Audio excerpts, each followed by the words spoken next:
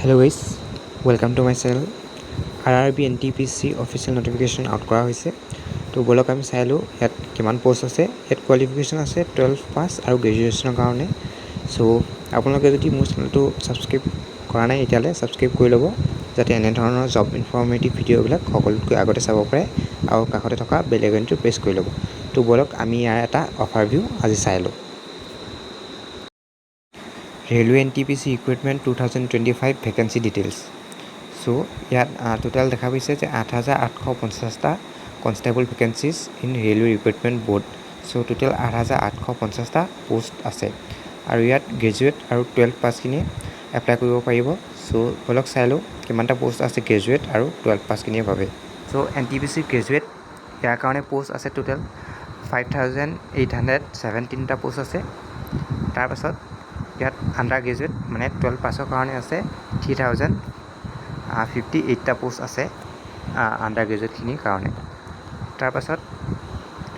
ইয়াৰ important ডেটখিনি চাইলো আমি starting date of online apply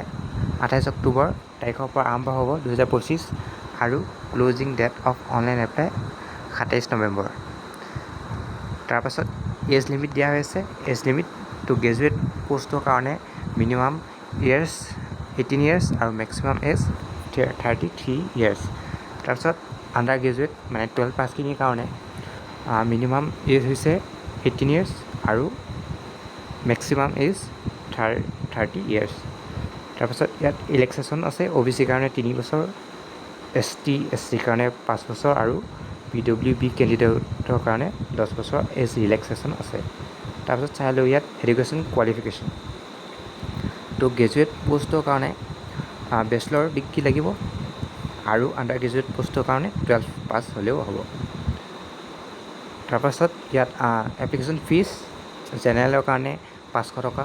SC ST কাৰণে 250 আৰু ফিমেল কেণ্ডিডেট সকলেও 250 টকা দিব লাগিব সো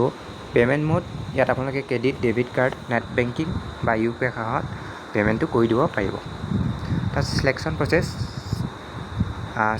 প্ৰচেছ ইয়াত CBT 1 হ'ব তাৰপিছত CBT 2 তাৰপিছত স্কিল টেষ্ট হ'ব তাৰপিছত ডকুমেণ্ট ভেৰিফিকেশ্যন থাকিব আৰু তাৰপিছত মেডিকেল এক্সামিনেশ্যন তাৰপিছত CBT 1 ইয়াৰ কাৰণে এক্সাম পেটাৰ্ণটো চাইলোঁ চ' ডিউৰেশ্যন থাকিব 90 মিনিটছ মানে 1.5 ঘণ্টা থাকিব নিগেটিভ মাৰ্কিং 1/4 মানে 0.25 মাৰ্কছ মানে আপোনালোকে যদি 4টা ভুল কৰে তাত 1 মাৰ্কছ কাটা যাব তাৰপাছত ইয়াত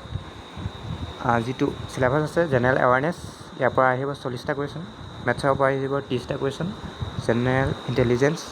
এণ্ড ৰিজনিং তাৰ পৰা আহিব 30টা কুৱেশ্যন চ' টোটেল 100টা কুৱেশ্যন থাকিব আৰু ডিউৰেশ্যন থাকিব 90 মিনিটছ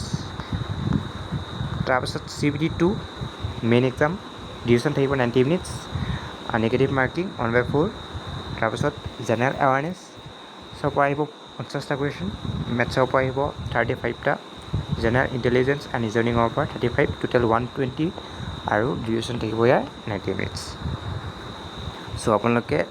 কোনোবা যদি এপ্লাই কৰিম বুলি ভাবিছে এলিজিবল আৰু ইণ্টাৰেষ্টেড হয় তেনেহ'লে আপোনালোকে এই পোষ্টটোৰ কাৰণে এপ্লাই কৰিব পাৰে